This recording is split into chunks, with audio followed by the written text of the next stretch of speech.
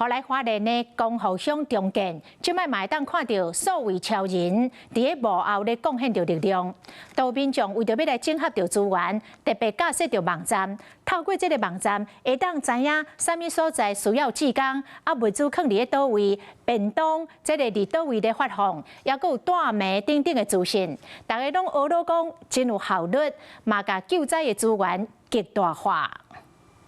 网站网价资讯密标注花莲光复乡灾区各需要什么帮助，为人力任务到抗物资的所在，拢清清楚楚，互福官工课更靠效率。大机械是有备份法，那我们的小机械就直接到需要的地方。因为这里是重灾区，所以我们已经进驻好几天了，希望最快的速度把它给打通。他们有一群人，我是自己发起的这样，所以就是我们会去物资的就是有事的地方，我们就问一下说，可不可以拿一些，然后大家帮忙发这样。所以你有接受他们的那一些志工的调度吗？自己有跑外送，这样比较好发。你有接受志工的调度吗？没有呢，因为志工他们也很忙啊。会当看到每下平台人力、物资、分便当、休困、揽土集中区是写甲清清楚楚。设立平台是希望会当甲工课效率提悬，为着防止垃圾资讯，嘛用登入机制报名爱审查通过。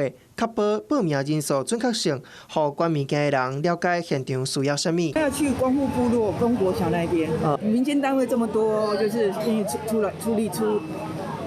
力出钱的，我觉得这样就够了。现在看到所有的这一块都非常缺人，然后你们进去看就知道了。花莲光复乡灾后的复原行动，看起来也有一段路要行，不过民众有钱出钱，有力出力，为各地方来个超人，让国福更较有希望。